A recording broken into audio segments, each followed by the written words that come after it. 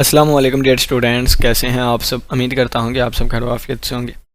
पहले लेक्चर में हमने डिस्कस किया था कि हम फिफ्थ सेमेस्टर में कौन कौन से कोर्सेज डिस्कस करेंगे और उसमें क्या क्या चीज़ें पढ़ेंगे। ठीक है, तो आज हम बाकायदगी से लेक्चर्स का आगाज़ करते हैं। आज हमारा लेक्चर नंबर 2 होगा और इसको अलजबरा 1 से स्टार्ट करेंगे। ठीक है, अलजबरा 1 से स्टार्ट करेंगे। तो अलजबरा 1 में सबसे पहले हम डिस्कस करेंगे व्हाट इज़ ग्रुप, ग्रुप क्या होता है। ठीक है, तो उससे पहले ये वाली नोटेशन जो लिखी हुई है, यानी कि इस तरीके से किसी चीज़ को लिखा गया है, ये क्या है। सही, तो देखें जी, हमारे पास एक सेट होता है। जी क्या होता है? एक सेट होता है। अब इस सेट के साथ एक या एक से ज़्यादा अगर आप कोई बाइनरी ऑपरेशन मिला देना, एक या एक से ज़्यादा बाइनरी ऑपरेशन, फ़र्ज़ किया मैं प्लस वाला मिला देता हूँ। अब कोई बच्चा कहता है कि नहीं नहीं, मैंने प्लस वाला नहीं, मैंने मल्टीप्लाई वाला लेना है। ठीक है, और कोई बच्चा कहता है कि नहीं, मैंने कोई और लेना है। ठीक है, तो बार बार ये 4-5 लिखने की बजाय या 4-5 लिखने की बजाय हम एक इन जनरल ले लेते हैं चीज़ स्टैटिक। ठीक है, आप इसकी जगह पे शार्प सिंबल भी ले सकते हैं।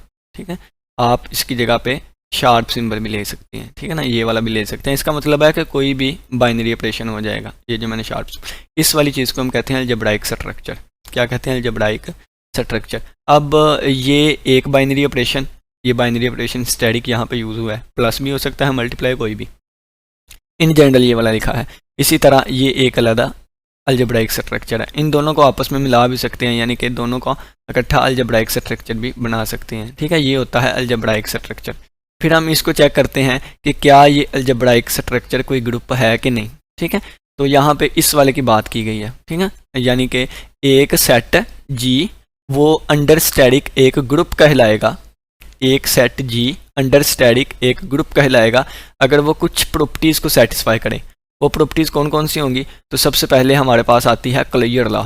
ठीक है, closure law, closure law, closure law. दूसरी नंबर पे हमारे पास आएगी associative law, associative law, associative law.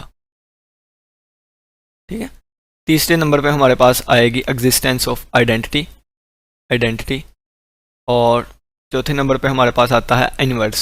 ठीक है, अगर कोई भी बाइनरी ऑपरेशन, यानी कि अगर कोई भी सेट जो है अंडर स्टैटिक, यानी कि स्टैटिक का मतलब कोई भी अंडर प्लस हो सकता है, अंडर मल्टीप्लिकेशन हो सकता है, अंडर डिवीजन हो सकता है, अंडर सब्ट्रैक्शन हो सकता है, कोई भी सेट अंडर दिस वाले बाइनरी ऑपरेशन के अगर वो 4 प्रॉपर्टी सेटिस्फाई कर जाए, closure law, associative law, identity और इनवर्स, तो फिर उस सेट को हम कहते हैं ग्रुप। ठीक है, उस सेट को हम ग्रुप कहते हैं। तो अगर हम देखें तो हमारे पास नेचुरल नंबर्स का सेट भी होता है, होल नंबर्स का सेट भी होता है, इंटीजर्स का सेट भी, रैशनल का भी, इरेशनल का भी, रियल नंबर्स का भी, कम्प्लेक्स नंबर्स का भी। तो फिर हम इन सेट्स को चेक करेंगे कि क्या ये अंडर एडिशन, क्या ये अंडर मल्टीप्लिकेशन, क्या ये अंडर सब्ट्रैक्शन, क्या ये अंडर डिवीजन, ये ग्रुप है कि नहीं। तो अगर इन सारे सेट को चेक करना है कि ये ग्रुप है कि नहीं, तो हर किसी के लिए हम ये 4 प्रॉपर्टीज़ देखेंगे। ठीक है, फ़र्ज़ किया अगर हमने रियल नंबर्स को देखना है तो मैं देखूंगा, अब फ़र्ज़ किया मैंने रियल नंबर्स को लिया है और मैं चेक करूंगा कि क्या ये अंडर एडिशन ग्रुप है कि नहीं, यानी कि ये वाला सेट एडिशन के लिहाज से ग्रुप है कि नहीं। तो मैं रियल नंबर पे पहले क्लियर लॉ अप्लाई करूंगा अंडर एडिशन, मैं रियल नंबर पे एसोसिएटिव लॉ अप्लाई करके देखूंगा अंडर एडिशन, रियल नंबर्स की आइडेंटिटी चेक करूंगा अंडर एडिशन, रियल नंबर्स का इन्वर्स देखूंगा अंडर एडिशन। अगर ये 4 प्रॉपर्टीज अंडर एडिशन जो है सेटिस्फाई हो गई तो मैं कहूंगा रियल नंबर अंडर एडिशन एक ग्रुप है। इसी तरह मल्टीप्लिकेशन के लिए चेक करूंगा। ठीक है, इसी तरह मल्टीप्लिकेशन के लिए चेक करूंगा। अगर ये 4 की 4 प्रॉपर्टीज अंडर मल्टीप्लिकेशन सेटिस्फाई कर गई तो फिर मैं कहूंगा कि रियल नंबर जो है वो अंडर मल्टीप्लिकेशन एक ग्रुप है। ठीक है, ये क्राइटेरिया होता है ग्रुप चेक करने के लिए। इसी तरह आप डिफरेंट सेट्स का चेक कर सकते हैं।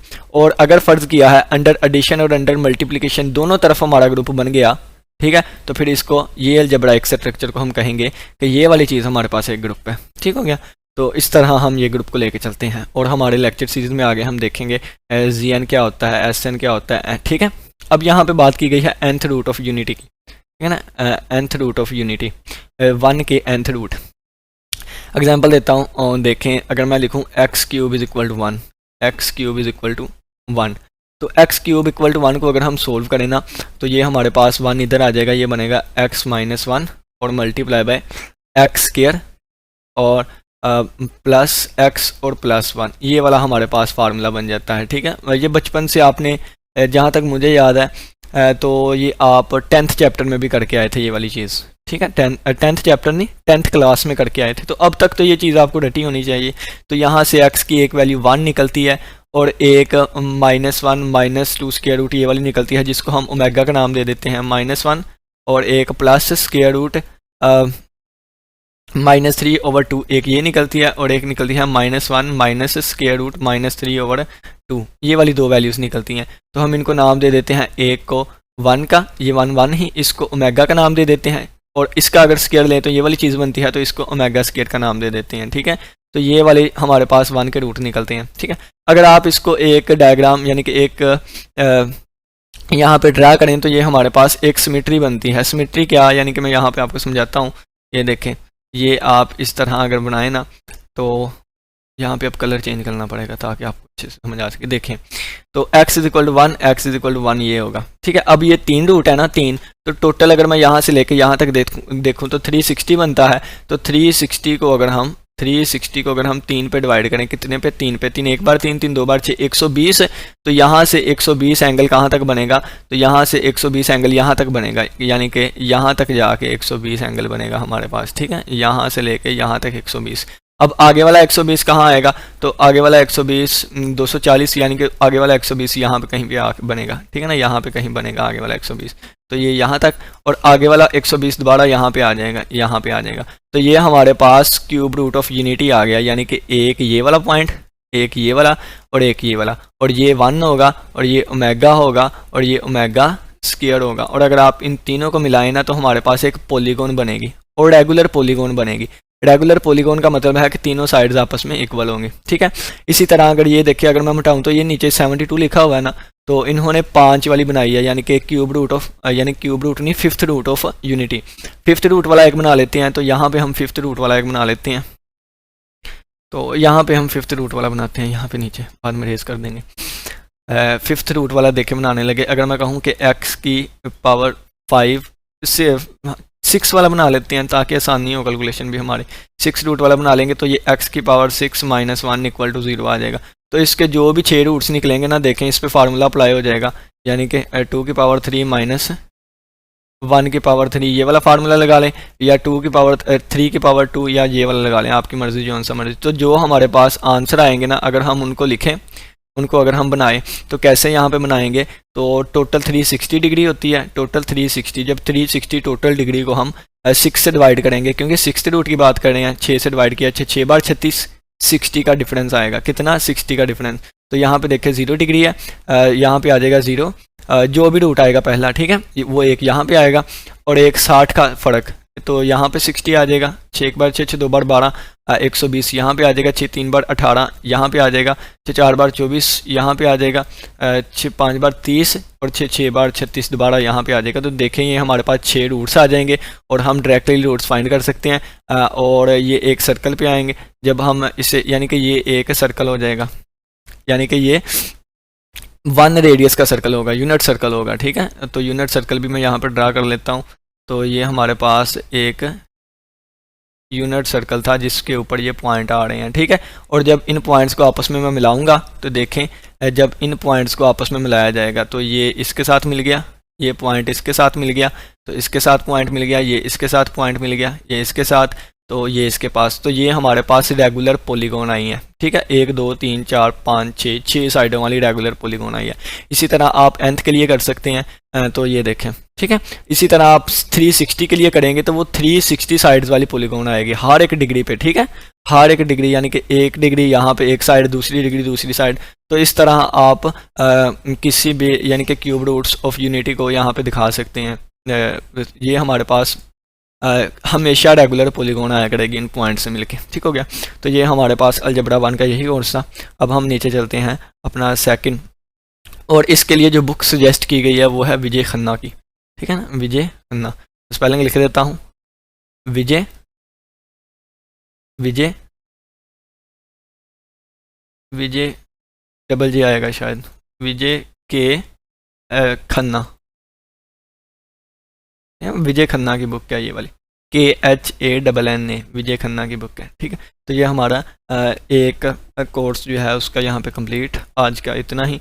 तो नेक्स्ट हम चलते हैं वेक्टर एनालिसिस पे, vector and tension analysis, vector and vector and tensor analysis पे चलते हैं अब हम, ठीक है। चलिए आइए, अब हमारे पास आ गया है वेक्टर एनालिसिस यानी कि वेक्टर एंड टेंसर एनालिसिस। तो आपका जो कोर्स था वेक्टर एंड टेंसर एनालिसिस, अब हम उसको स्टडी करना स्टार्ट करते हैं। तो देखें, इसके लिए जो हमें बुक सजेस्ट किया है वो है डॉक्टर नवाज़ अली शाह, ठीक है। डॉक्टर नवाज़ अली शाह की एक बुक है, वो सजेस्ट किया है। न्यू जो है वो 1300-1400 की है, सेकेंड हैंड आपको 800-900 तक मिल जाएगी, ठीक है। तो इसमें बेसिक्स हमने कवर किए थे। सबसे पहले हमें प्रीलिमिनरी बेसिक्स का पता होना चाहिए, ठीक है। वेक्टर के लिए जो सिंबल यूज़ होता है ना, वो ये बोल्ड फेस होता है, ठीक है। बोल्ड फेस यानी कि इस तरह करके बोल्ड करके लिखना है आपने, मोटा करके। तो एक वेक्टर के लिए ये सिंबल यूज़ होता है, एक वेक्टर के लिए ये भी सिंबल यूज़ होता है। ये नीचे इसके ये बार लगा दें, ये भी वेक्टर के लिए सिंबल होता है। आप वेक्टर को इस तरीके से भी शो कर सकते हैं, ठीक है। तो ये हमारे पास वेक्टर की नोटेशंस आ गई, सिंबल्स आ गए। अब देखें कि कोई भी वेक्टर जो है वो अगर सिर्फ और सिर्फ एक लाइन पे है, ठीक है ना, यानी कि वो सिर्फ वन डायमेंशन में है, तो हम उसका सिर्फ और सिर्फ हॉरिजॉन्टल कंपोनेंट लिखते हैं। और ये कार्टेशियन कंपोनेंट्स की बात की जा रही है, ठीक है। और ये वेक्टर आ गया 2i, ठीक है। लेकिन अगर मैं कहूँ कि एक वेक्टर प्लेन में है, ठीक है, यानी कि जिसमें एक्स एक्सिस भी है, वाई एक्सिस भी है और कार्टेशियन कोऑर्डिनेट्स हैं, तो ये हमारे पास फिर इस तरह आ जाएगा। जे कैप किसको शो करेगा? जे कैप शो करेगा वाई की डायरेक्शन को, ठीक है। और प्लस 4 के यूनिट वेक्टर और के डायरेक्शन शो करेगा जी की डायरेक्शन को, ठीक है। ये सारी चीज़ें ना और डिटेल से डीपली स्टार्टिंग से आपको बताऊं, लेकिन आप लोग पढ़ आए हैं 12th क्लास में, आपने 7वां चैप्टर डिटेल से पढ़ा था, ठीक है। ये चीज़ें आपको पहले पता है, इस वजह से इस तरीके से आपको बताई जा रही हैं। अब गिरना आई क्या होता है ये आपको सारा ड्रा करके डायग्राम पे बताया जाए, और इसको यूनिट वेक्टर कहते हैं, ठीक है। यूनिट वेक्टर देखें ना कि अगर कोई भी वैल्यू लिखी गई है, फ़र्ज़ किया 5 लिखी गई है, अब इस वैल्यू को हमने, ये तो 5 वैल्यू हो गई, ठीक है, 5 वैल्यू। लेकिन अगर हमने इसको डायरेक्शन भी देनी है, कोई पता नहीं 5 इस तरफ है, इस तरफ है, 5 इस तरफ है, इस तरफ है, पता नहीं 5 किस तरफ है, लेकिन अगर हमने इसको डायरेक्शन देनी है तो फ़र्ज़ किया मैंने साथ आई यूनिट वेक्टर लगा दिया, तो इसका मतलब है कि ये हॉरिजॉन्टल है, ठीक है। अगर एक्स एक्सिस इस सिमत में है तो फिर ये 5 जो है वो इस तरफ है। अगर मैं जे लगा देता तो इसका मतलब था 5 इस जानिब है, ठीक है। तो इस तरह अगर के लगा देता तो या ये मैं सिर्फ और सिर्फ, अगर मैं के लगा देता तो सिर्फ मैं डार्ट इसलिए लगा रहा हूँ कि जो आपको स्क्रीन में ये डार्ट नज़र आ रहा है ना, वहाँ से एरो बाहर आना था ऊपर को, ठीक है, ऊपर की जानिब, ये होता है ज़ीरो डायरेक्शन। तो इस वजह से, और देखें कि अगर फ़र्ज़ किया है कि कोई और यूनिट वेक्टर के अलावा कोई और चीज़ लेता है तो उसने इसकी मैग्नीट्यूड पे असर कर देना था। तो मैं डायरेक्शन के लिए एक ऐसी चीज़ को यूज़ कर रहा हूँ जिसकी मैग्नीट्यूड कितनी है, 1 है, ठीक है। इसकी यूनिट वेक्टर की मैग्नीट्यूड 1 होती है। अगर फ़र्ज़ किया 1 ना होती तो अगर मैं 5 के साथ इसको लगाता तो इसने 5 को भी बदल देना था, ठीक है। तो ये यूनिट वेक्टर एक ऐसा वेक्टर होता है जिसकी मैग्नीट्यूड 1 होती है। 1 इस वजह से होती है ताकि 5 1s are 1 5 ही रहे, ठीक है। तो ये हमारे पास एक स्पेस में वेक्टर है जो कि हॉरिजॉन्टल डायरेक्शन 2 है, वर्टिकल डायरेक्शन जो है वो -3 है, और बाकी जो अपवर्ड डायरेक्शन कह लें या इसको कह लें एक्स की डायरेक्शन में 2 है, वाई की डायरेक्शन में -3 है, और जे जो है वो 4 है, ठीक है। तो चलिए आइए अब हम नेक्स्ट इसके ना नोम की बात कर लें, ठीक है। इसको ना वेक्टर की मैग्नीट्यूड कहते हैं, या वेक्टर की लेंथ कहते हैं, या वेक्टर की नॉर्म कहते हैं, या वेक्टर का मेश कहते हैं, ठीक है। तो ये कैसे फाइंड करते हैं? तो हॉरिजॉन्टल यानी कि आई वाले कंपोनेंट का स्क्वायर, ठीक है, इसके कंपोनेंट का स्क्वायर और के वाले का, इन तीनों का स्क्वायर अगर हम यूज़ करेंगे, उनको ऐड कर दे तो हमारे पास मैग्नीट्यूड आ जाएगी, ठीक है। मैग्नीट्यूड का मतलब क्या है? मैग्नीट्यूड का मतलब है कि वो वेक्टर कितना लंबा है, ठीक है। मैग्नीट्यूड का मतलब, दोबारा सोच, मैग्नीट्यूड किसे कहते हैं? वो वेक्टर की कितनी लेंथ है, ठीक है, उसकी मैग्नीट्यूड कितनी है।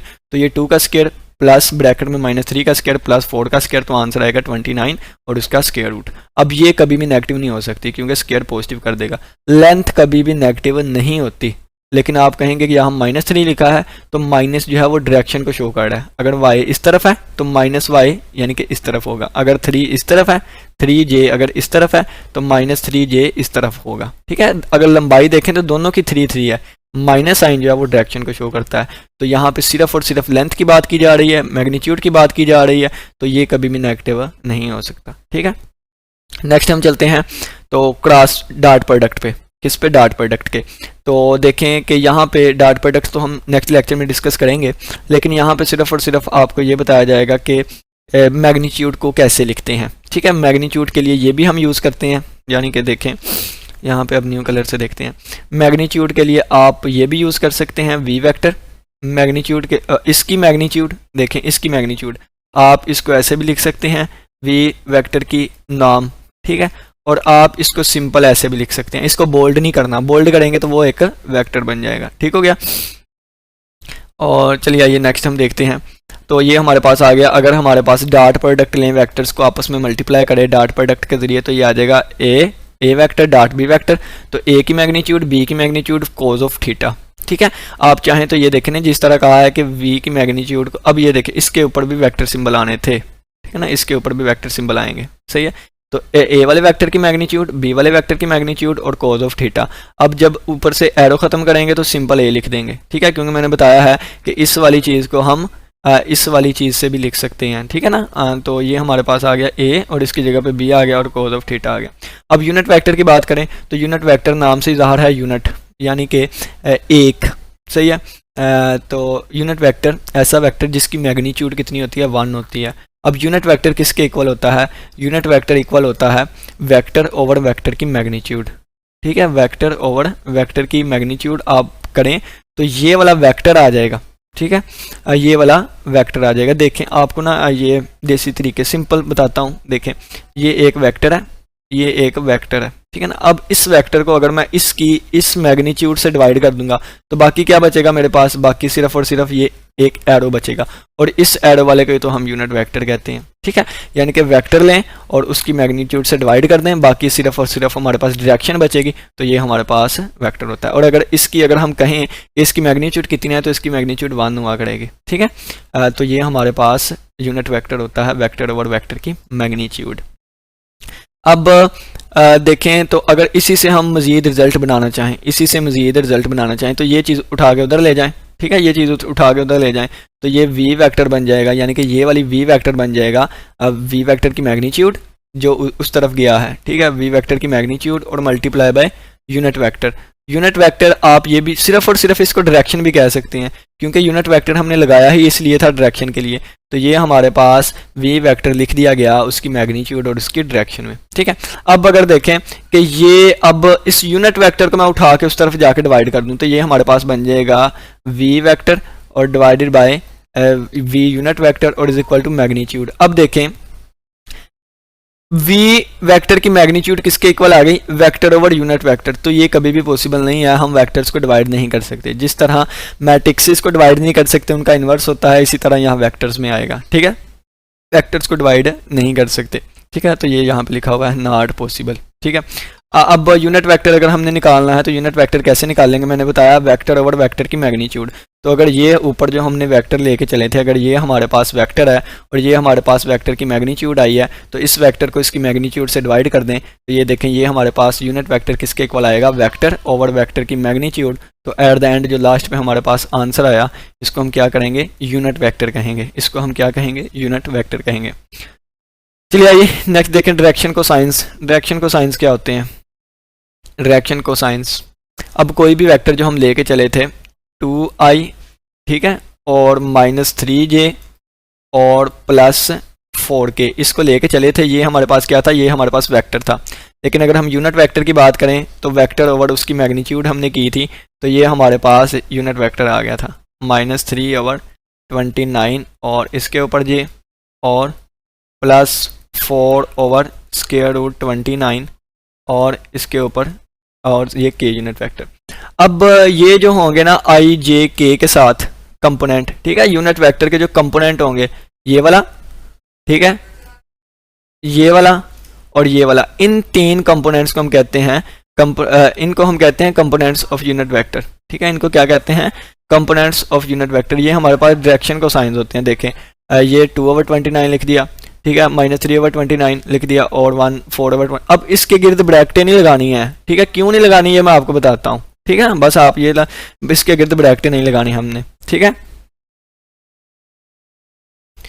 अब हम बात करते हैं direction number and direction ratio की। ये क्या होती हैं, तो ये जो वेक्टर है ना, वेक्टर, ये जो वेक्टर है, ये हमारे पास जो वेक्टर है, इन वेक्टर के ये जो नंबर्स हैं या कंपोनेंट्स है, इनको हम कहते हैं क्या, डायरेक्शन नंबर्स या डायरेक्शन रेशियोस, ठीक है। डायरेक्शन को साइन कौन से होते हैं, यूनिट वेक्टर के जो कंपोनेंट्स होते हैं उनको हम डायरेक्शन को साइंस कहते हैं, और जो वेक्टर के कंपोनेंट्स होते हैं, वेक्टर के जो नंबर्स होते हैं उनको हम क्या कहते हैं, डायरेक्शन रेशियोज या डायरेक्शन नंबर्स। और इनको ब्रैकेट में नहीं लिखना, क्योंकि अगर हम इनको ब्रैकेट में लिखेंगे तो ब्रैकेट में लिखने का मतलब होता है ये 2i, यानी कि ब्रैकेट को जब हम ओपन करेंगे ना तो दोबारा यही चीज़ बन जाएंगे। तो ब्रैकेट का मतलब है कि ब्रैकेट जब लगा देंगे तो ये दोबारा ब्रैकेट बन जाएगा, तो इस वजह से ब्रैकेट हमने नहीं लगानी। ब्रैकेट लगाएंगे तो वो दोबारा आई जे के, क्योंकि एक वेक्टर को हम ऐसे भी लिख सकते हैं, यानी कि अगर एक हमारे पास वेक्टर है ना 2i माइनस 3j और प्लस 4k, अगर ये हमारे पास वेक्टर है तो इस वेक्टर को हम इस तरीके से भी लिख सकते हैं। ठीक हो गया। तो अगर देखें, अगर मैं यहाँ पे ब्रैकेट लगा दूं तो दोबारा वो वेक्टर ही बन गया ना, तो इस वजह से हमने ब्रैकेट्स का यूज़ नहीं करना। We can not use brackets with direction को sine ratio because it means a vector again a vector, कहते हैं वो अगेन वेक्टर बन जाएगा।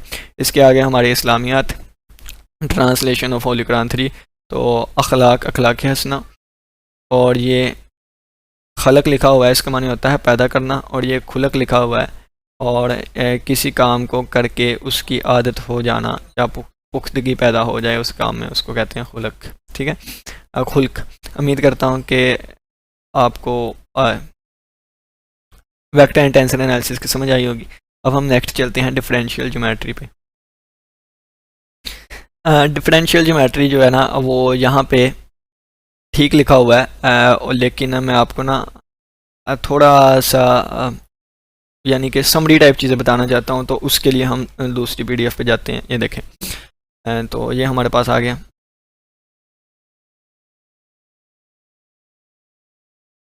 देखें, वेक्टर एंड टेंसर एनालिसिस के बारे में जो हमने पीछे डिस्कस किया था ना, देखें उसका समरी टाइप यहाँ पे लिखा हुआ है।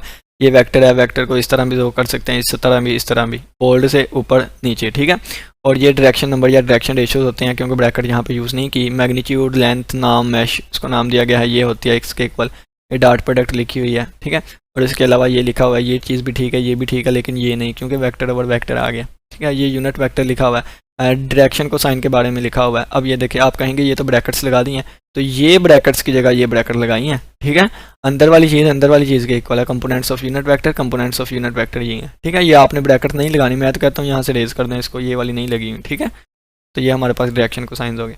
अब डिफरेंशियल ज्योमेट्री पे चलते हैं। डिफरेंशियल ज्योमेट्री, डिफरेंशिएशन को यूज़ करते हुए ज्योमेट्री के बारे में चीज़ें डिस्कस करना, कर्व वगैरह को देखना स्पेस में, प्लेन में, वो सारा हम डिफरेंशियल ज्योमेट्री में डिस्कस करेंगे। ठीक है, इक्वेशन ऑफ लाइन की बात करें अगर हम प्लेन में इक्वेशन ऑफ लाइन क्या होती है, ax plus B Y is plus C equal to 0। ठीक है, y भी आ रहा है, x भी आ रहा है, तो प्लेन में होंगी। ठीक है, y is equal to C, y is equal to x is equal to C, ये हॉरिजॉन्टल और वर्टिकल लाइंस होती हैं। ठीक है, इसके अलावा आप छोटी क्लास में पढ़ के आए y is equal to M X plus C. ठीक है, y minus Y one is equal to M multiply by X minus X one हो गया। ये आ गया y माइनस वाई वन और y2 minus Y one, x minus X one और x2 minus X one. ठीक है, ये भी हमारे पास इक्वेशन ऑफ स्ट्रेट लाइन है। ये आ गया x cos alpha plus y sine alpha is equal to 1। ये सारी स्ट्रेट लाइन है। इन स्पेस में अगर हम बात की जाए तो इसमें z भी आ जाएगा, तो x minus X zero over l is equal to y minus Y zero over m, z minus Z zero over n। ठीक है, तो यहाँ पे हमने l को किसका नाम दे दिया, लैम्डा का, m को किसका नाम दे दिया, म्यू का, और n को किसका नाम दे दिया, न्यू का। ठीक है, ये हमारे पास आ गया। अब cos of the angle which a vector with the x y z axis or coordinate axis, cos of the angle जो कि एक वेक्टर के साथ x y z के साथ बनता है। x y z एक्सिस जो होते हैं ना, x गौर से समझिएगा, x y z जो एक्सिस होते हैं ना उनका और वेक्टर के साथ जो cos of angle बनता है ना, उसको हम डायरेक्शन कोसाइन कहते हैं। दोबारा देखें, x y z जिन्हें हम कोऑर्डिनेट एक्सिस भी कहते हैं, एक्स वाई जी एक्सिस के साथ वेक्टर और इन एक्सिस के साथ जो कॉज ऑफ द एंगल बनता है ना, उसको हम क्या कहते हैं, डायरेक्शन कोसाइन कहते हैं। ठीक है, तो ये quantities proportion to the direction cosine of are called direction ratios. हाँ, और वो क्वांटिटीज जो इनके प्रोपोर्शन में होती हैं, ठीक है, इनके प्रोपोर्शन में होती है, उनको हम डायरेक्शन रेशियोज कहते हैं। फ़र्ज़ किया मैं कहता हूँ ना कोई फ़र्ज़ किया मैं कहता हूँ कि 1/2 कोई चीज़ है, तो अगर इसके मल्टीपल में कोई चीज़ लिख दूँ ना, 5 लिख दूँ, इससे मल्टीप्लाई करवा दूँ, तो ये मुकम्मल जो चीज़ बनी है ना, ये हमारे पास डायरेक्शन रेशियो होगी, क्योंकि उसके प्रोपोर्शन में है। और ये वाली चीज़ जो हमारे पास आएगी ना, वो डायरेक्शन कोसाइंस होंगे। ठीक है, अब ये देखें, यहाँ पे 6 वैल्यू कर दें, 7 कर दें, 8 कर दें, 9 कर दें, 10 कर दें, 11 कर दें, 12 कर दें, तो ये पूरा डब्बा चेंज हो जा रहा है बड़ा। तो इस पूरा डब्बा यानी कि पूरे डब्बा किसको कहा था हमने, डायरेक्शन रेशियो को कहा था। तो डायरेक्शन रेशियो बहुत ज़्यादा हो सकती हैं, ठीक है, डायरेक्शन रेशियो जो है उनकी वैल्यूज़ बदल सकती है, चेंज हो सकती है, लेकिन हमेशा और हमेशा ये जो 1/2 लिखा हुआ है, यानी कि ये मैंने किसको कहा था, ये मैंने डायरेक्शन को साइन कहा था, ये हमेशा सेम ही रहेगा, ठीक है। डायरेक्शन को साइन में हमारे पास आ गया L कोस अल्फा के इक्वल होता है, M कोस बीटा और N कोस गैमा के इक्वल होता है। तो आप चाहें यहाँ पे L M N की जगह पे अल्फा बीटा गैमा पुट कर सकते हैं, न्यू म्यू और लैम्डा म्यू न्यू भी पुट कर सकते हैं, ठीक है। यहाँ पे इन पे एक कंडीशन होती है कि L का स्क्वायर प्लस M का स्क्वायर प्लस N का स्क्वायर जो है वो 1 के इक्वल आना चाहिए। अगर 1 के इक्वल आ रहा है ठीक है, अगर नहीं आ रहा तो वो हमारे पास डायरेक्शन कोसाइंस नहीं होंगे।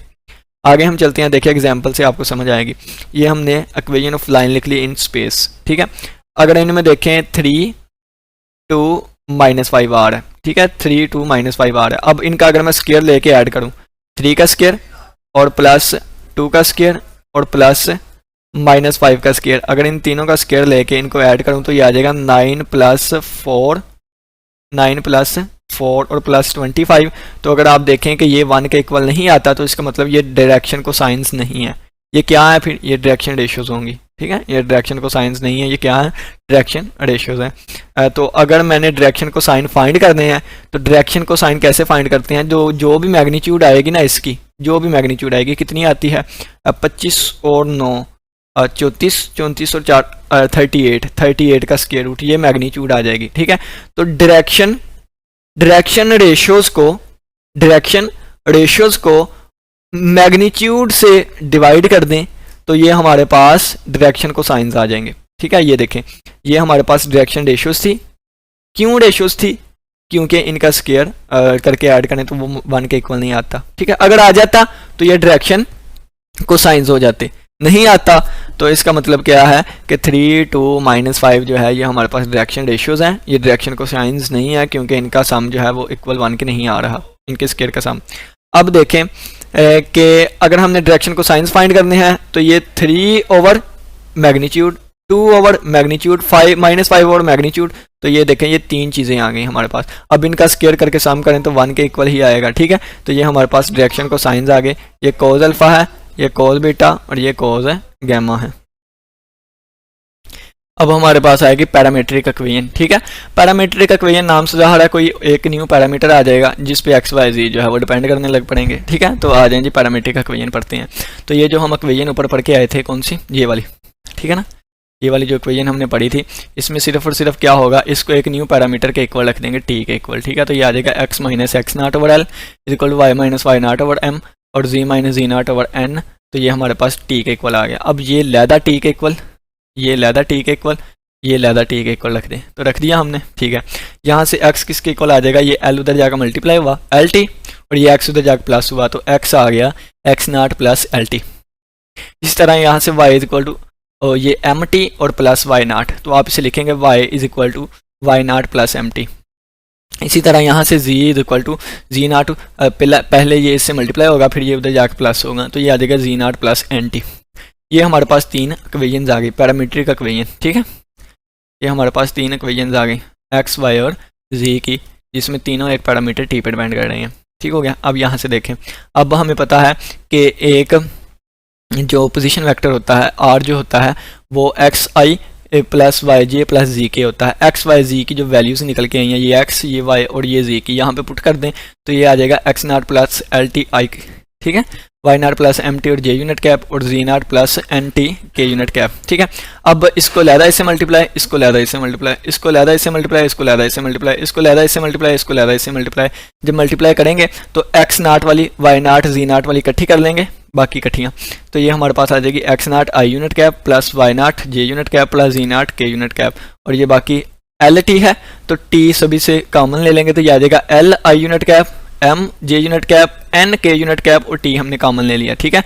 तो ये हमारे पास इस वाले को हमने एक न्यू वेक्टर का नाम दे दिया, ठीक है, r0 और प्लस ये हमारे पास e के इक्वल आ गया और ये हमारे पास आ गए t, ठीक है। तो ये हमारे पास देखें तो पैरामीट्रिक इक्वेशन आ गई है, ठीक है, पैरामीट्रिक इक्वेशन आ गई और ये इक्वेशन ऑफ वेक्टर है। अब देखें ये हमारे पास पाथ कवर्ड बाय, अब देखें यहाँ पे path covered by a moving particle with the definite rule, ठीक है। कर्व किसे कहते हैं, अब कर्व के बारे में पढ़ लेते हैं, क्योंकि डिफरेंशियल जो ज्योमेट्री है ना वो कर्व पे ही बात करती है। तो कर्व क्या होता है, path covered by a moving particle with the definite rule, एक पाथ जो कि एक मूविंग पार्टिकल कवर करता है एक डेफिनेट रूल के तहत, ठीक है। कोई डेफिनेट रूल हो, ये नहीं कि कभी इधर को कभी इधर को अपनी मर्जी से, ठीक है। ये नहीं कर्व, ठीक है, यानी कि इस तरीके से नहीं लेके चलनी हमने। तो एक डेफिनेट रूल हो, ठीक है, एक डेफिनेट रूल हो कोई ना कोई, जिसको हम डिफाइन किया गया हो, जिसको locus of a moving point moving with the definite rule, ठीक है। लोकस किसे कहते हैं, ये लोकस इसे ही कहते हैं, यानी कि एक पॉइंट जो है वो यहाँ से मूव कर रहा है उसको लोकस, तो एक यानी कि ये पॉइंट अगर यहाँ पे ना इसका लोकस ये होगा, ठीक है। अगर ये पॉइंट आगे चला गया तो ये इसका लोकस ये, तो लोकस लोकस लोकस को फॉलो करते जाएं एक मूविंग पॉइंट के, तो वो हमारे पास एक डेफिनेट रूल हो उसका, तो वो हमारे पास एक कर्व होती है, ठीक है। तो ये हमारे पास लिखा गया है आर जो है वो R is a function of U and V भी यूज़ किया जाएगा बुक में, R is a function of U and C भी यूज़ किया जाएगा, R is a function of C and V भी यूज़ किया जाएगा। जिस तरह हम कार्टेशियन कोऑर्डिनेट पढ़े हैं ना, इसी तरह कर्वीलिनियर कोऑर्डिनेट्स होते हैं, ठीक है, curvilinear coordinates. If we take a curve on the surface, if we assume these curves as coordinates, then अब देखें ना, फर्ज किया मैं आपको कहता हूँ एक फुटबॉल है, ठीक है, फुटबॉल, तो फुटबॉल भी एक ना एक सरफेस है ना, सरफेस है। तो अब मैं आपको यहाँ पे सरफेस वर्ड यूज़ आया, तो मैं यहाँ पे दूसरे नोट से आपको एक चीज़ बताता हूँ। यहाँ पे लिखा होगा, देखें यहाँ पे लिखा हुआ डायरेक्शन रेशियोज इन्फिनिट्स हो सकती हैं, लेकिन डायरेक्शन को साइन जो होते हैं वो हम फाइंड करते हैं कैसे, यानी कि अगर ये वाली कंडीशन फुलफिल हो रही है तो वो डायरेक्शन को साइंस है, अगर नहीं तो फिर हम डायरेक्शन रेशियोज के डिवाइड कर दे उसकी मैग्नीट्यूड को, तो वो हमारे पास आ जाएगा डायरेक्शन को साइंस, ठीक है। और यहाँ पे आपको मैं बात दिखाता हूँ, यहाँ पे लिखी हुई थी उर्दू में, हाँ जी, हर कर्व लाइन नहीं होती लेकिन हर लाइन जो है वो कर्व होती है। इसी तरह हर जो सरफेस है वो प्लेन नहीं होता लेकिन हर प्लेन जो है वो सरफेस होता है, ठीक हो गया।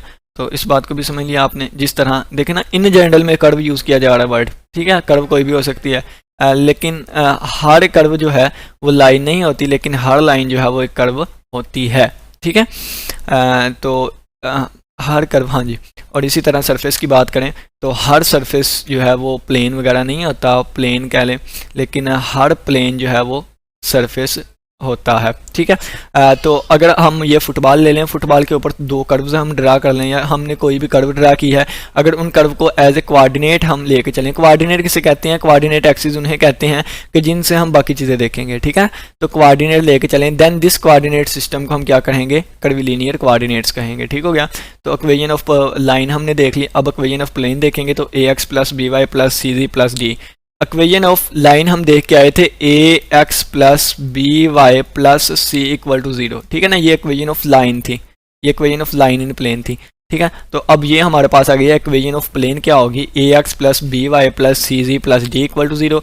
यहाँ से x की value x minus x naught, y minus y naught और z माइनस जी नाट, ठीक है। तो मल्टीप्लाई कर दें ax बी वाई सी जी, इनको पहले लिख लिया, ठीक है, और माइनस ax 0 ये बाद में, by 0 ये बाद में, zy नाट ये हमारे बाद में आ गया, ठीक है।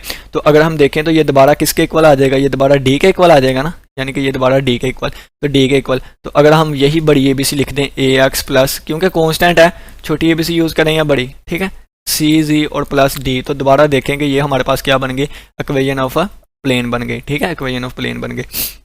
तो इक्वेशन ऑफ प्लेन इस फॉर्म में भी आ सकती है, इस फॉर्म में भी आ सकती है, ये यहाँ पे r लिखा हुआ है, ठीक है। तो यहाँ से अगर हम देखें तो ये x minus x naught whole square, y minus y naught whole square, z minus z naught whole square is equal to a square, ये हमारे पास फेयर की एक इक्वेशन होती है, ठीक है। तो उम्मीद करता हूँ कि आज के लेक्चर की समझ आई होगी। और नेक्स्ट अब हम चलते हैं नेक्स्ट कोर्स पे, जिसका नाम है पॉइंट सेट टोपोलॉजी, ठीक है। तो पॉइंट सेट टोपोलॉजी हम यहाँ से करेंगे, पॉइंट सेट टोपोलॉजी,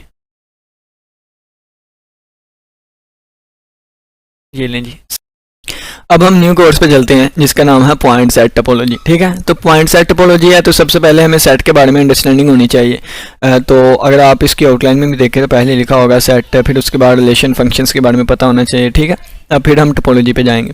तो सबसे पहले हमें पता होना चाहिए सेट के बारे में, व्हाट इज सेट, सेट क्या है, a collection of well defined and distinct object. यहाँ पे तीन वर्ड्स हैं, एक तो ये कलेक्शन होनी चाहिए, कलेक्शन वेल डिफाइंड होनी चाहिए और डिस्टिंक्ट ऑब्जेक्ट की होनी चाहिए। डिस्टिंक्ट ऑब्जेक्ट का मतलब होता है कि डिफरेंट ऑब्जेक्ट हो, यानी कि रिपीट ना हो, यानी कि ये अगर मैं सेट की बात करूँ ना ए कोमा ए, तो ये एलिमेंट रिपीट हो गया है, ये सेट नहीं है। लेकिन अगर आप इसको नंबर थ्योरी में लेके जाएं या इसको आप कॉम्बिनेट्रिक्स में लेके जाएं या डिस्क्रीट मैथ में लेके जाएं, तो फिर इसको मल्टी सेट का नाम दिया जाता है, ठीक है, जिसमें एलिमेंट्स रिपीट हो जाते हैं। परमुटेशन कॉम्बिनेशन में इसको देखना हो तो फिर इसको मल्टी सेट का नाम दिया जाता है। लेकिन यहाँ पे जिस हम सेट की बात करेंगे ना, उस सेट में एलिमेंट्स जो है वो डिस्टिंक्ट रहने चाहिए, ठीक है, यानी कि डिफरेंट रहने चाहिए। तो इसको हम रेज कर देते हैं। तो ये सेट की कंडीशन आ गई, हमारे पास एलिमेंट क्या होने चाहिए, डिस्टिंक्ट आने चाहिए, ठीक है। दूसरी बात यह है कि वेल डिफाइंड होने चाहिए। वेल डिफाइंड कलेक्शन का मतलब यह है कि जिसको हर कोई तस्लीम करे। जैसे मैं आपको कहूं कि एक हफ्ते में कितने दिन होते हैं, आप सभी लोग कहेंगे कि 7। मैं कहूं उन 7 दिनों का आप सेट बनाएं, तो सभी ने लिखना है Sunday, Monday, Tuesday, Wednesday, Thursday, Friday और सैटरडे, ठीक है। लेकिन अगर मैं आपसे कहूं कि आप अपने पसंदीदा 5 फ्रूट्स लें और उनका सेट बनाएं, तो कोई बच्चा कोई 5 फ्रूट्स का बनाएगा, कोई बच्चा कोई 5 फ्रूट्स का, कोई बच्चा कोई 5 फ्रूट्स का, ठीक है। तो कहने का मतलब ये है कि ये वेल डिफाइन शो करता है कि चीज ऑब्जेक्टिव होनी चाहिए, क्योंकि मैथ में ना हम अपनी चॉइस के तौर पे नहीं चल सकते कि हमारी मर्जी ये है तो ये वाली कर लें, ये है तो ये वाली कर लें, इस तरह नहीं होता, ठीक है। तो वेल डिफाइंड का आपको पता चल गया, वो चीज जिसपे हम एक्सपेरिमेंट या जिसको हम लेके भी चल सके, ऑब्जेक्टिव तौर पे हो, सब्जेक्टिव ना हो, अपनी चॉइस के थ्रू ना हो वो चीज़, ठीक है। तो वेल डिफाइंड इसे कहते हैं जिसको हर कोई तस्लीम करे। तो कलेक्शन होनी चाहिए, ठीक है। तो अब सेट को रिप्रेजेंट करने के मुख्तलिफ वेज हैं। एक ये हो जाता है कि जिसमें एलिमेंट्स को कॉमास की मदद से अलग किया जाता है, ठीक है, ये रोस्टर फॉर्म हो जाती है, टेबुलर फॉर्म, और डिस्क्रिप्टिव फॉर्म हो जाती है, वर्ड में लिख देना सेट ऑफ नेचुरल नंबर्स जैसे। एक आ जाती है हमारे पास सेट बिल्डर फॉर्म, जिसमें प्रॉपर्टी यूज की जाती है, जैसे x such that x is equal to p over q की फॉर्म में होगा, ठीक है। पी क्यू क्या है, इंटीजर्स हैं, पी और क्यू बिलोंग करेंगे इंटीजर्स में से, ठीक है। और क्यू नॉट इक्वल टू 0 क्योंकि बटा 0 के इक्वल नहीं होता, क्योंकि अगर बटा 0 के इक्वल आ गया तो इसका आंसर आएगा दुनिया का सबसे बड़ा नंबर। तो किसी को भी दुनिया का सबसे बड़ा नंबर नहीं पता, इस वजह से हम कह देते हैं कि क्यू यानी कि बटे के नीचे 0 नहीं आ सकता, ठीक है। तो इस तरह की फॉर्म को जिसमें सिंबल्स वगैरह यूज किए जाएं, सेट बिल्डर या प्रॉपर्टी फॉर्म कहते हैं। ये हमारे पास रोस्टेड टेबुलर फॉर्म, ये डिस्क्रिप्टिव फॉर्म, ये हमारे पास सेट बिल्डर या प्रॉपर्टी फॉर्म होती है। और इसके अलावा विजुअल रिप्रेजेंटेशन होती है, जैसे हम सेट बनाते हैं, इस तरह 2 सेट है, यहाँ से ये फंक्शन डिफाइन करवाते हैं या रिलेशन, ठीक है। एक ये भी होती है, वेन डायग्राम के जरिए भी सेट को रिप्रेजेंट कर सकते हैं, ठीक है। मैट्रिक्स फॉर्म में भी सेट आ जाता है, बाइनरी, इस तरह वो चीज़ें डिफरेंट नोटेशंस हैं। तो यहाँ पे हम सेट बिल्ड यहाँ पे हम रोस्टर या टेबुलर फॉर्म को यूज करेंगे। देखें नेचुरल नंबर लिखे गए हैं 1 2 3 सोन, ये सोन की अलामत है, ये 0 0 नहीं लिखा हुआ, ठीक है, ये सोन। और सोन लगाने के लिए आपने 3 डॉट्स यूज करने हैं, सिर्फ और सिर्फ, ठीक है, 3 डॉट्स। और ये हमारे पास नेचुरल नंबर का सेट आ गया, ठीक है। यहाँ पे सेट में ना आपको लिखवाता हूँ कौन कौन से ज्यादा जरूरी होते हैं। सबसे पहले आपने नेचुरल नंबर का सेट याद रखना है, ठीक है। सबसे पहले हमारे पास नेचुरल नंबर आया था 1 2 3 काउंटिंग सेट के तौर पे, तो ये सोन चलता गया, 3 डॉट्स लगाने हैं आपने, ठीक है। अगर मैं डॉट लगाऊंगा तो शो नहीं होता, इस वजह से ये मैंने थोड़ी सी लाइन लगा दी है, ठीक है। इसके बाद होल नंबर्स आ गया।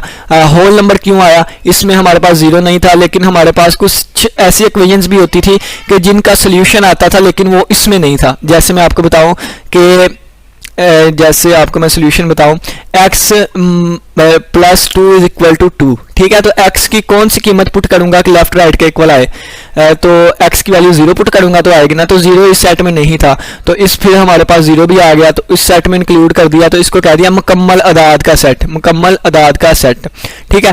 फिर इसके बाद इसमें देखा तो हमारे पास इस इक्वेशन का इसमें सोल्यूशन नहीं था, x + 4 इज इक्वल टू -2, क्योंकि अगर +2, क्योंकि अगर हम x की जगह पे -2 पुट करेंगे तो लेफ्ट राइट के इक्वल आएगी ना, तो यहाँ पे x का जो आंसर आता था वो ना तो नेचुरल में था ना तो होल में, तो फिर इंटीजर्स का सेट आया जिसमें हमने नेगेटिव नंबर्स भी लिए, तो ये हमारे पास 0 +-1 +-2 और सो ऑन इस तरह चलता गया। अब आप कहेंगे कि बाकी सेट को उनके नामों से ज़ाहिर किया जाता है, नेचुरल नंबर को n से, होल नंबर को w से, तो ये इंटीजर को z से क्यों, तो इंटीजर को i से भी डिनोट किया जाता है, ठीक है। और z जो है ये हमारे पास शायद मैंने पढ़ा था ग्रीक या पता नहीं कौन सा वर्ड है, और z का मतलब होता है ज़ैल इस तरह, ठीक है। तो उस वजह से इसको z का नाम दिया गया। तो ये हमारे पास इंटीजर्स आ जाते हैं। अब देखें कि इसके अलावा अगर हम इस तरह की कोई इक्वेशन ले लें, जैसे x +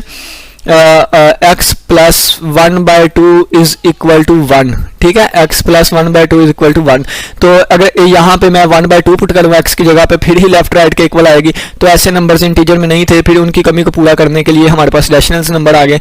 ठीक है, फिर रैशनल नंबर के अलावा भी कुछ नंबर्स थे जो कि p ओवर q की फॉर्म में नहीं लिखे जाते थे, फिर उनकी वजह से हमारे पास इरेशनल नंबर्स आ गए। ठीक है, फिर रैशनल और इरेशनल दोनों को कंबाइन करके आर रियल नंबर्स बना दिए गए। ठीक है, आर रियल नंबर बन गए हमारे पास। आर रियल नंबर, आपसे कोई भी पूछे आर रियल नंबर कौन से है, आप कहें रैशनल और इरेशनल का यूनियन। आपने ये भी नहीं कहना, तो आप इसकी बजाय ये कह सकते हैं कि तमाम नंबर्स जो कि अशारिये वाले हैं या अशारिये के बगैर, वो सारे रियल नंबर में आते हैं। ठीक है, तमाम नंबर्स जो कि अशारिये वाले या अशारिये वाले के बगैर हैं, वो सारे किस में हैं, रियल नंबर में आएंगे। अब देखें कि अब डिपेंड करता है कि अशारिये के बाद चीज़ ख़त्म हो रही है या नहीं, चलती जाए या ख़त्म हो जाए। ठीक है, ये भी रियल नंबर होगा, ये भी रियल नंबर। ठीक है, तो रैशनल और इरेशनल सारे ही रियल नंबर में आ जाएंगे अगर आप बात करें कि अशारिये वाले या अशारिये के बगैर। ठीक है, अब ये सेट के नोटेशन में अपने वर्ड में यानी कि यहाँ पे लिख देता हूँ ये नेचुरल। अब जो सेट आपने याद करने हैं ना, वो यहाँ पे साइड पे लिख देता हूँ। ठीक है, नेचुरल नंबर याद करना है, 1 2 3 सो ऑन चलते जाएंगे। ठीक है, 1 2 3 सो ऑन चलते जाएंगे, 1 2 3 और सो ऑन, ये चीज़ चलती जाएगी। ठीक है, और इसके बाद होल नंबर्स आपने याद करने हैं। होल नंबर्स का सेट 0 से 0 1 2 सो ऑन। ठीक है ना, ये बस चीज़ें याद रखनी है, और ये तो पहले ही याद होंगी ना। अब उसके बाद आपने इंटीजर्स का सेट देखना है। इंटीजर का सेट होता है 0 प्लस माइनस 1 प्लस माइनस 2 और सो ऑन, ये चीज़ चलती जाती है। ठीक है, अब ये देखें, इंटीजर में से 3 चीज़ें निकलेंगी, एक पॉजिटिव इंटीजर, एक नेगेटिव इंटीजर, एक नॉन नेगेटिव इंटीजर, एक नॉन पॉजिटिव इंटीजर। ठीक है, तो वो लिखने में प्रॉब्लम है, यहाँ पे मैं नहीं लिखता, तो जो नेगेटिव नहीं, ठीक है, मैं इस तरह लिख देता हूँ, और जो पॉजिटिव नहीं। ठीक है, एक कौन से पॉजिटिव इंटीजर, एक नेगेटिव इंटीजर, एक नॉन नेगेटिव और एक नॉन पॉजिटिव। ठीक है, तो पॉजिटिव इंटीजर में अगर मैं बात करूं तो पॉजिटिव नंबर इनमें जो जो आ रहे हैं, तो देखिए 1 के साथ प्लस लिखा है, 2 के साथ प्लस लिखा है, तो इसमें 1 2 3 वाले आ जाएंगे। ठीक है, पॉजिटिव इंटीजर में हमारे पास 1 2 3 वाले नंबर्स आ जाएंगे। ठीक है, तो 1 2 3 वाले देखें तो नेचुरल नंबर है, तो पॉजिटिव इंटीजर जो है वो नेचुरल नंबर के ही इक्वल होता है। नेगेटिव इंटीजर की बात करें तो यहाँ पे देखें नेगेटिव भी 1 2 3 के साथ ही लगा हुआ है, तो ये भी -1 -2 सो ऑन चलता जाएगा, ये हमारे पास नेगेटिव इंटीजर्स आ जाएंगे। ठीक है, और नॉन नेगेटिव की बात करें तो जो नेगेटिव नहीं है तो इन वाली को निकाल दें, यानी कि एक मिनट, ये वाले जो नंबर्स हैं इन नंबर्स को इसमें से निकाल दें, तो बाकी जो बचेंगे ना वो आएंगे 0 1 2 जो कि नेगेटिव नहीं है। ठीक है, तो ये 0 1 2 3 वाले नॉन नेगेटिव होंगे, और नॉन पॉजिटिव आप खुद लिखे, चलो मैं बता देता हूँ, 0 -1 -2। ठीक है, ये हमारे पास नॉन पॉजिटिव होंगे। अगर आप देखिए जो नॉन नेगेटिव है ना, वही होल नंबर के इक्वल होते हैं। ठीक है, तो होल नंबर किसके इक्वल हुआ, होल नंबर का सेट जो है वो नॉन नेगेटिव वाले नंबर्स के इक्वल हुआ। ठीक है, ये आपने डिफरेंस याद रखना है, पॉजिटिव वाले में सिर्फ पॉजिटिव, नेगेटिव वाले में सिर्फ नेगेटिव, और नॉन नेगेटिव वाले में पॉजिटिव भी आएंगे और 0 भी आएगा।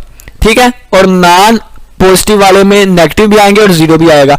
0 ना तो पॉजिटिव है ना ही नेगेटिव है, जब पॉजिटिव वाले की बात की जाएगी 0 नहीं आएगा, जब नेगेटिव वाले की बात की जाएगी पॉजिटिव 0 नहीं आएगा, जब नॉन नेगेटिव की बात की जाएगी यानी कि नेगेटिव को निकाल दें, तो नेगेटिव को निकाला, 0 तो नेगेटिव नहीं था तो 0 आएगा। इसी तरह जब नॉन पॉजिटिव पॉजिटिव वाले को निकाल दें तो 0 पॉजिटिव तो नहीं ना है, तो वो भी आएगा। ठीक है, तो ये इसमें डिफरेंस। अब रैशनल और इरेशनल नंबर का मैं लिख के बताता हूँ यहाँ पे, तो ये आपने ज़्यादा फोकस इन पे करना है जो मैं साथ साथ लिखता हूँ। ठीक है, क्योंकि ये इस तरह यानी कि जो पीछे लिखा हुआ है उस पर नॉर्मल से फोकस करें, जो मैं साथ साथ लिख रहा हूँ ना उस पर ज़्यादा फोकस करिएगा। तो ये रैशनल हमारे पास आ जाएगा, rational is equal to x such that x is equal to p over q, और P और Q जो है वो इंटीजर से बिलोंग करेंगे। ठीक है, इंटीजर से बिलोंग करेंगे, और Q जो है वो 0 के इक्वल नहीं होना चाहिए। बटा कभी भी 0 के इक्वल नहीं होता, बताया है, क्योंकि अगर बटा 0 के इक्वल हो गया तो अनडिफाइंड हो जाएगा। क्यों? क्योंकि हमें दुनिया का सबसे बड़ा नंबर नहीं पता, इसका आंसर वो आएगा। फिर P Q इंटीजर से बिलोंग करते हैं। अब देखें, अब बाकी सेट को हम कोमास की मदद से लिख रहे हैं, लेकिन इसको क्यों नहीं लिखा? इस वजह से नहीं लिखा क्योंकि हमें रैशनल नंबर का नहीं पता कि एक नंबर के आगे कौन सा रैशनल नंबर आता है। देखें ना, यहाँ पे तो हमें पता था 1 के आगे 2, यहाँ पे तो हमें पता है 1 के आगे 2 आएगा, -1 से, यानी कि -1 से छोटा -2 है, -2 से छोटा -3 है, -3 से छोटा -4 है, या 1 से बड़ा 2 है, 2 से बड़ा 3 है, 5 से छोटा 4 है, ये हमें पता है। लेकिन हम ये नहीं कह सकते हैं कि 1/2 से आगे वाला रैशनल नंबर कौन सा है, हमें नहीं पता। ठीक है, 1/2 से आगे वाला रैशनल नंबर नहीं पता, तो हमें नहीं पता, लेकिन हमें सिर्फ और सिर्फ ये पता है कि जो भी रैशनल नंबर होगा वो P ओवर Q की फॉर्म में लिखा जाएगा।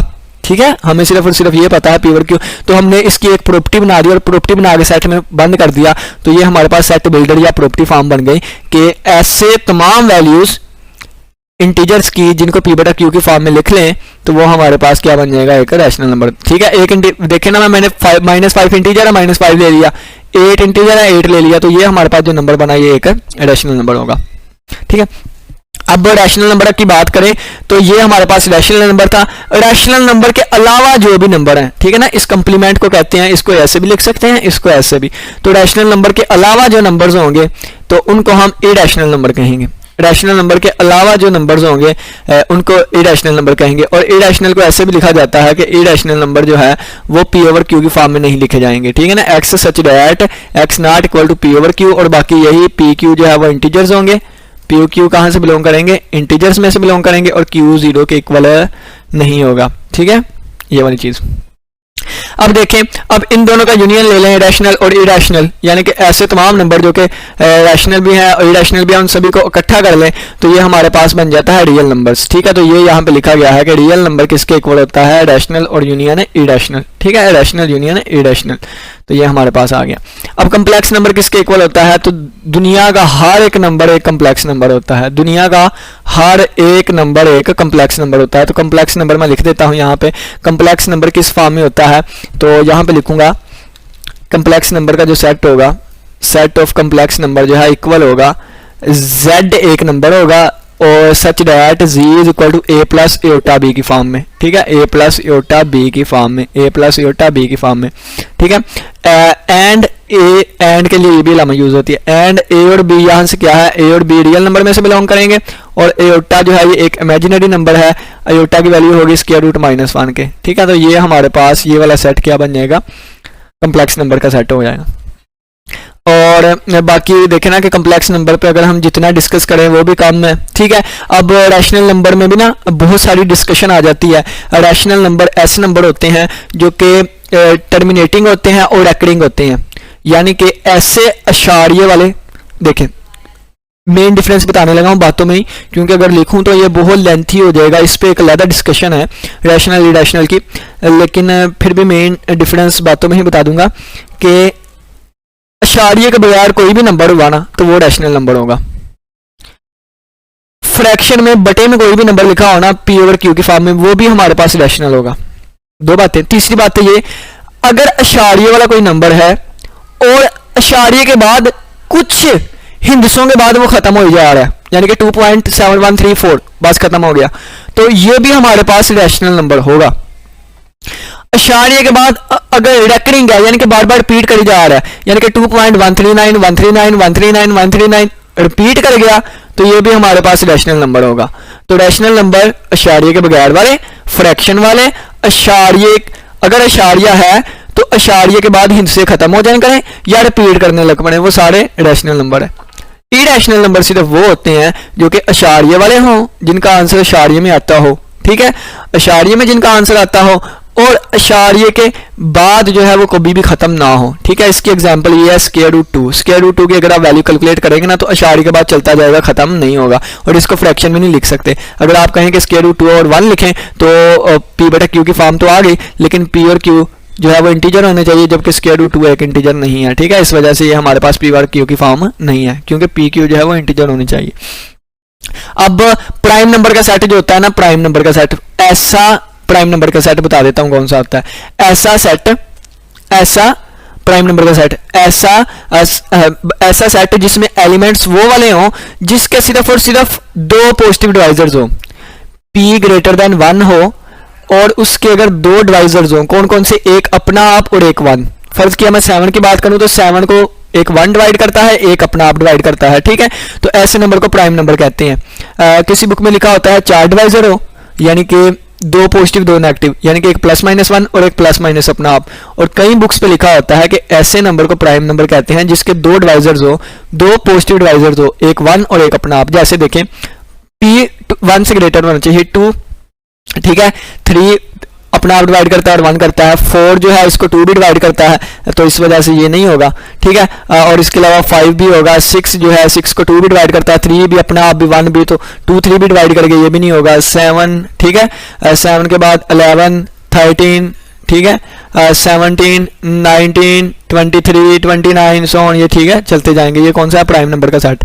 अब कोई भी प्राइम नंबर ले लें आप, कोई भी प्राइम नंबर ले लें, उसका स्क्वायर रूट ले, जिस तरह ये मैंने 2 का स्क्वायर रूट लिया ना, तो ये हमारे पास इरेशनल होगा।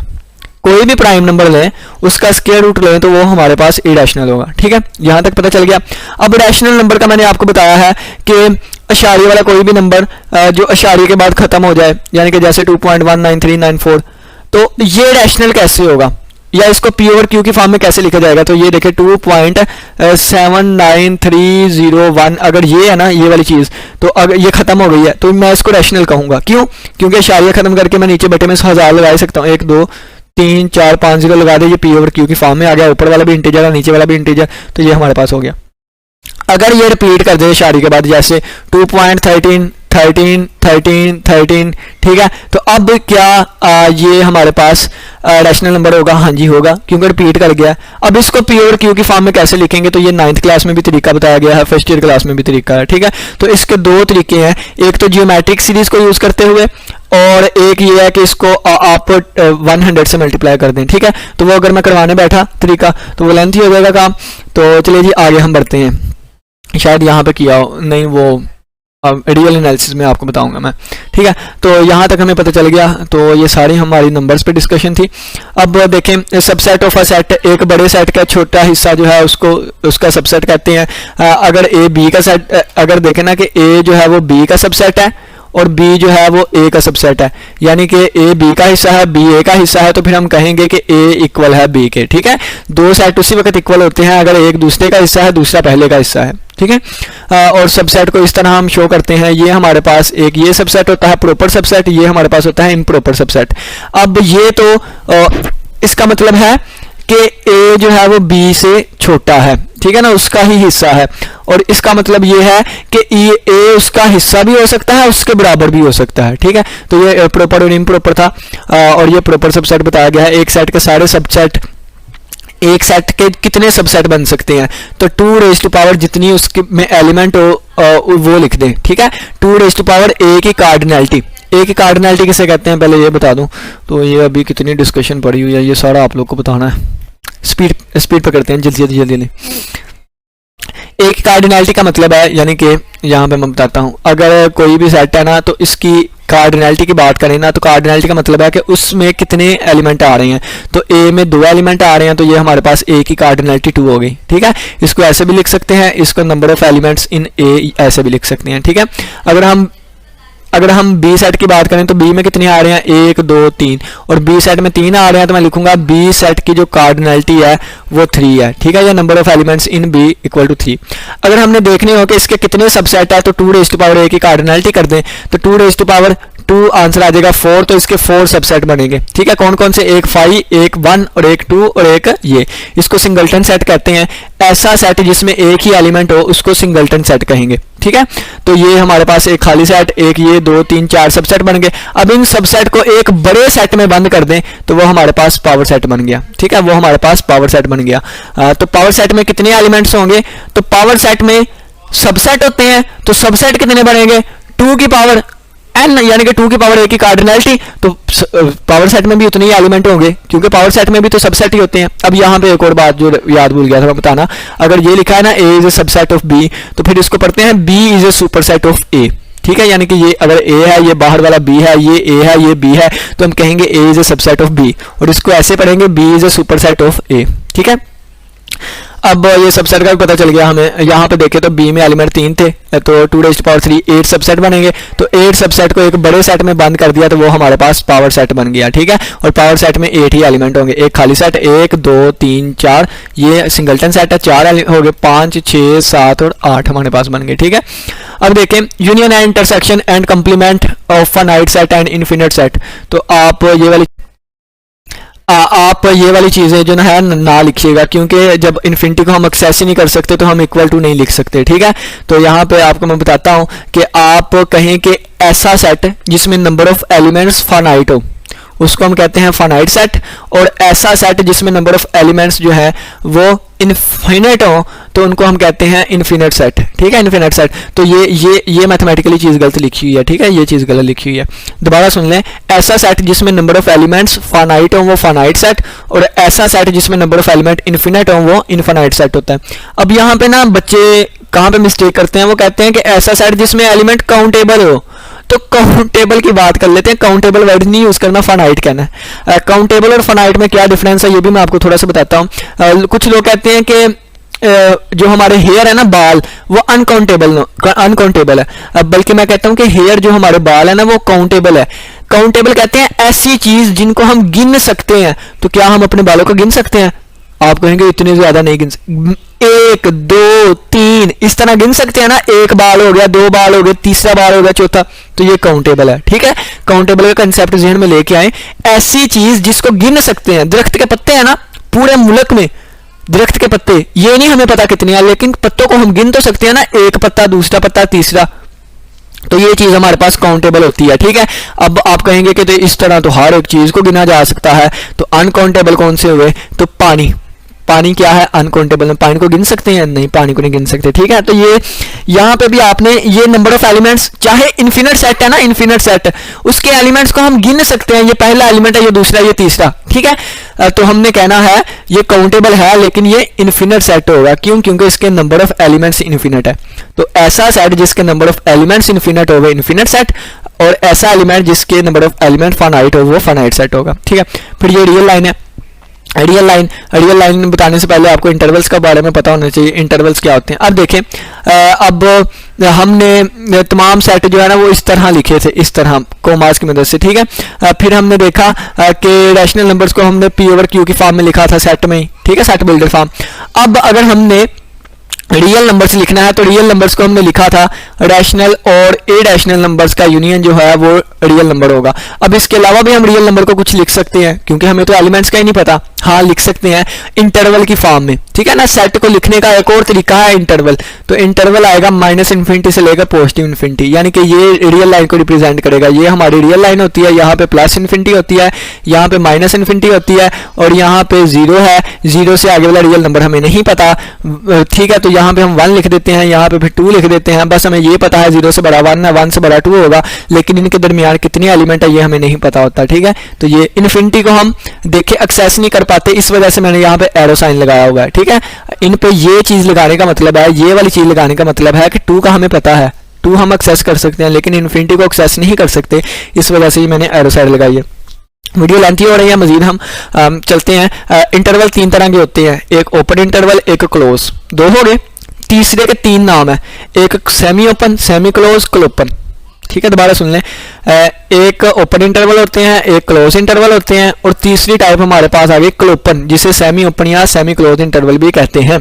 क्लोज इंटरवल के लिए हम ये, क्लोज के लिए ये ब्रैकेट यूज करनी है, ओपन के लिए ये, ठीक है। तो ये देखें, ए और बी, अगर मैंने यहाँ पे क्लोज लगा दिया है तो इसका मतलब है ए भी शामिल है, ए भी शामिल है, बी भी शामिल है, और इनके दरमियान वाले भी शामिल है। इसको कहते हैं क्लोज इंटरवल। यानी कि अगर मैं एक्स की बात करूं तो एक्स जो है वो ए के इक्वल भी है, बी के भी इक्वल है, और एक्स जो है वो ए से लेके बी तक है। ए से लेके बी तक का मतलब है कि ए से बड़ा बी से छोटा है, ठीक है।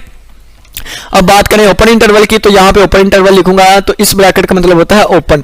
तो ये ए से भी ओपन है, बी से भी ओपन, ए और बी नहीं शामिल, लेकिन इनके दरमियान वाले शामिल है।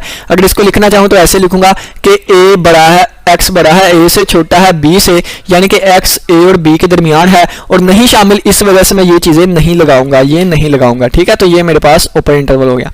सेमी ओपन या सेमी क्लोज या जिसे हम क्लोपन कहते हैं वो इस तरह आएगा, ठीक है, इस तरह। इसका मतलब क्या है, बी की तरफ से क्लोज है, बी शामिल है, ए शामिल नहीं है, इनके दरमियान वाले भी शामिल है, ठीक है। ए से लेके बी तक, तो ए से लेके बी तक, एक्स कहां तक है, ए से लेके बी तक। अब ए नहीं शामिल तो इक्वल नहीं लगाएंगे, बी शामिल है तो ये हमने इक्वल लगा दिया, ठीक है। इसी तरह आप ए को क्लोज कर सकते हैं, बी को ओपन, ठीक है। अब यहाँ पे देखें तो ये नीचे एग्जांपल्स दी गई हैं, ये क्वेश्चन मैं आपको करवाता हूँ। वो कहता है कि ए कोमा बी क्या -1, 3 का सबसेट है कि नहीं। तो ए कोमा बी, यहाँ पे रियल लाइन बना लेते हैं, एक रियल लाइन, ठीक है, बड़ी सारी करके एक रियल लाइन बना लेते हैं यहाँ पे, ये रियल लाइन। यहाँ पे हम इसको 0 का नाम दे देते हैं, यहाँ पे 1 का नाम, यहाँ पे 2 का नाम, यहाँ पे 3 का नाम, और यहाँ पे हमारे पास आ जाएगी पॉजिटिव इन्फिनिटी। यहाँ पे हम -1 का नाम दे देते हैं, यहाँ पे -2 का नाम दे देते हैं, यहाँ पे -3 का नाम दे देते हैं, और सो ऑन यहाँ पे माइनस इन्फिनिटी। ठीक है, तो चलिए जी हम ट्रू और फॉल्स चेक करते हैं। 1,2, तो 1,2 का मतलब है 1 से लेके 2 तक, तो 1 से लेके 2 तक ये वाली चीज़ आ गई। ठीक है, 1 से 2 तक। अब 1 जो है वो नहीं शामिल, 2 भी नहीं शामिल, क्योंकि क्लोज ओपन लिखा हुआ है ना, ओपन, तो ये ओपन का मतलब है कि 1 नहीं शामिल, तो नहीं शामिल के लिए मैं इस तरह गोलदारा बनाऊंगा। ठीक है, और 2 भी नहीं शामिल। और -1,3, -1 का मतलब ये -1 से लेके 3 तक, और दोनों ओपन है। ठीक है, -1 से 3 तक दोनों ओपन है। तो अगर आप देखें तो क्या ये वाली चीज़ इसका हिस्सा है? हाँ जी, बिल्कुल हिस्सा है। ये चीज़ छोटी है इससे, तो इसका मतलब पहली स्टेटमेंट जो हमारी लिखी गई है वो बिल्कुल ट्रू है, तो ये हमारा बिल्कुल ट्रू हो गया। सेकंड पे चलते हैं, कहता है कि एक एलिमेंट 1 जो है वो इसका सबसेट है कि नहीं, तो हम देख लेते हैं। बल्कि इन दोनों का अगर आप इंटरसेक्शन लेंगे तो क्या आंसर आएगा, तो इंटरसेक्शन कैसे लेते हैं ये मैं आपको बताता हूँ। ये देखिए 0 से लेके 1 तक, तो 0 से लेके 0 ओपन से लेके 1 ओपन तक, ये वाले सारे एलिमेंट आ गए इसके, ये वाले सारे एलिमेंट आगे इसके। अब ये 1 एलिमेंट है, तो 1 एलिमेंट का मतलब ये है, तो इन दोनों का इंटरसेक्शन ले तो देखो कोई भी नहीं कॉमन आ रहा। 1 यहाँ पे था, यहाँ नहीं था, और बाकी ये सारे एलिमेंट यहाँ पे ऊपर नहीं आया, तो इनका इंटरसेक्शन खाली सेट आएगा। ठीक है, उम्मीद करता हूँ कि इसकी समझ आई होगी। नेक्स्ट हम चलते हैं। नेक्स्ट तीसरा क्वेश्चन है, वो कहता है 1 और 2 एक ले ले, और एक 0 से लेके 1 तक ले ले। तो एक हमने एलिमेंट 1 ले लिया, एक एलिमेंट हमने 1 ले लिया, एक हमने एलिमेंट 2 ले लिया, 2 एलिमेंट ये वाले ले लिए, और ये वाला हमें कहता है 0 से लेकर 1 तक, 0 नहीं शामिल और 1 भी नहीं शामिल। तो ये देखें कि इन दोनों में से अगर कॉमन की बात करूं तो कॉमन कुछ भी नहीं आ रहा। क्यों नहीं कुछ भी आ रहा? क्योंकि 0 से 1 तक यहाँ है, ऊपर वाले में नहीं है, 1 ऊपर वाले में है, नीचे वाले में नहीं है, 2 ऊपर वाले में है, नीचे वाले में नहीं है, कॉमन कोई चीज़ नहीं आ रही, तो ये भी खाली सेट होगा। ठीक है, खाली सेट होगा, सही लिखा होगा। ठीक है, अब यहाँ पे फोर्थ पार्ट पे चलते हैं। फोर्थ पार्ट क्या कहता है हमें? ठीक है, और फोर्थ क्वेश्चन, तो फोर्थ क्वेश्चन में कह रहा है -इन्फिनिटी से 1 तक, 1 ओपन -इन्फिनिटी ओपन, तो कहाँ से लेके? 1 से लेके। ठीक है, तो ये 1 से लेके हम तक कहाँ तक गए? 1 से लेके हम पॉजिटिव इन्फिनिटी तक गए। ठीक है, यहाँ तक इस तरह गए। और यहाँ पे अगर बात करूँ तो ये 0 से 1, 0 से 1, 0 ओपन से 1 क्लोज, 0 ओपन से 1 क्लोज, 0 ओपन से 1 क्लोज, 0 ओपन से 1 क्लोज। अब 1 क्लोज है तो इसको मैं यहाँ पे भर दूंगा। ठीक है, इसको भर दिया। तो अब इन दोनों का हमने क्या लेना है? इन दोनों का इंटरसेक्शन लेना है। तो इनमें कॉमन पार्ट अगर आप बात करें तो कौन सा आ रहा है? तो कॉमन पार्ट यहाँ से लेके यहाँ तक आ रहा है कॉमन पार्ट। तो कॉमन पार्ट की बात करें तो ये 0 शामिल नहीं होगा। ठीक है, तो ये 0 शामिल नहीं है। यहाँ से लेके 1 नीचे वाले में है, ऊपर वाले में नहीं है, तो इंटरसेक्शन में नहीं आएगा, क्योंकि इंटरसेक्शन में वो आता है जो दोनों में है। तो ये 0 से लेके 1 तक ये आ गया। ठीक है, अब ये देखिए उन्होंने कहा है कि 1,2, अब यहाँ पे चलते हैं। उन्होंने कहा है कि 1,2 इसका कंप्लीमेंट, इसके कंप्लीमेंट का मतलब है कि आर रियल, यानी कि यहाँ पे बना के दिखाता हूँ ये चीज़ भी। ठीक है, तो ये हमारे पास आ जाएगा यहाँ पे 0, ये आ जाएगा 1, ये आ जाएगा 2, और ये आ जाएगा -1, और ये आ जाएगा -2, और यहाँ से आ जाएगा ये पॉजिटिव इन्फिनिटी, और यहाँ पे आ जाएगा ये नेगेटिव इन्फिनिटी। ठीक है, अब इसको लेके चलते हैं। अब देखें अगर, तो वो उन्होंने कहा कि 1,2 का कॉम्प्लीमेंट, तो 1,2 पहले बना लूँ, तो 1,2 इसका कॉम्प्लीमेंट, यानी कि 1 भी ओपन 2 भी ओपन, ये आ गया।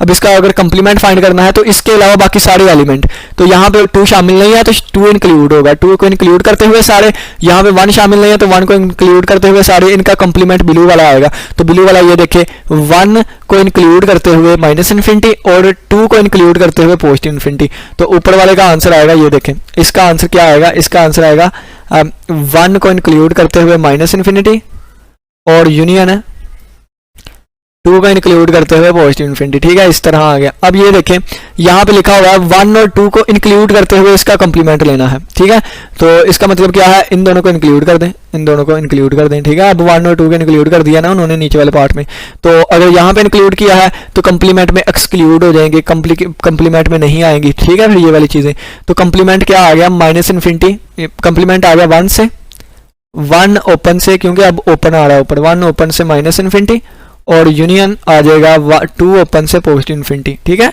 देखें ना कि 2, अब आप हमेशा याद रखें कि जो कंप्लीमेंट और जो आंसर आता है उन दोनों को अगर आप यूनियन लें तो दोबारा रियल नंबर बना करेगा। ठीक है, अब देखें कि खाली सेट का कंप्लीमेंट क्या होगा? Real number. ठीक है, और रियल नंबर का कंप्लीमेंट क्या होगा? खाली सेट होगा। ठीक है, रियल नंबर के अलावा खाली साइड बचता है, खाली साइड के अलावा पूरे रियल नंबर होंगे।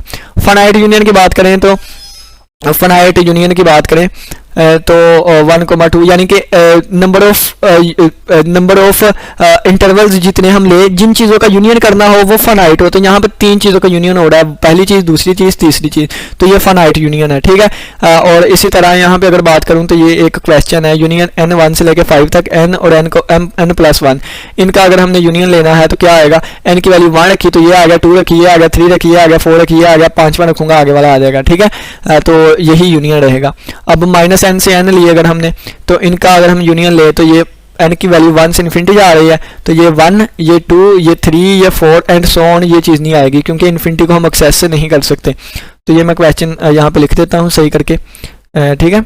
यहाँ पे मैं लिखता हूँ इसको ओपन करके, ये हमारे पास आ जाएगा, ये जो मैं लिखने लगा हूँ ये ठीक होगा, -1 से 1, ठीक है। और यूनियन जब 2 पुट करूँगा -2 से 2, जब 3 पुट करूँगा तो यूनियन -3 से 3, और यूनियन ये चलता जाएगा, और इन्फिनिटी को हम एक्सेस नहीं कर सकते, इस वजह से ये चलता ही जाएगा। और इसका अगर मैं आंसर लिखूं तो इसका आंसर क्या आएगा, इसका आंसर क्या आएगा, तो देखें -1 से 1, यानी कि अगर रियल लाइन बनाऊँ ना यहाँ पे, तो ये आ गया 0, यहाँ पे आ गया 1, यहाँ पे आ गया 2, और यहाँ पे आ गया 3, और यहाँ पे आ गया -1, यहाँ पे आ गया -2, और यहाँ पे आ गया -3। और ये देखें तो -1 से 1 ये वाली चीज़ आ गई, ठीक है, इसको ओपन रखते हुए। और आगे वाला क्या है, -2 से -2, ये -2 से -2, आगे वाला क्या है, -3 से -3, -3 से -3, और इसी तरह एंड वाला -∞ से +∞, यानी पूरी रियल लाइन होगी। तो इनका यूनियन ले तो यूनियन में सबसे बड़ा सेट आता है, यानी कि ये वाली चीज़ आ जाएगी आर्लियन नंबर, ठीक है, यानी कि इसके इक्वल होगा -∞ से +∞ हो जाएगा, ठीक हो गया। अब असाइनमेंट थी हमें ये कि यूनियन n1 से इन्फिनिटी तक, तो इसको आपने फाइंड करना है। तो इसको फाइंड करते हैं, देखिए यूनियन लेंगे तो ये आ जाएगा -1 से 1, ठीक है, और यूनियन आ जाएगा -1 से 1 और -2 से 2, ठीक है, और आ जाएगा यूनियन -3 से 3, ठीक है, और सो ऑन यूनियन, ये चीज़ चलती जाएगी। तो इसका आंसर अभी मैंने आपको निकाल के दिया, ठीक है।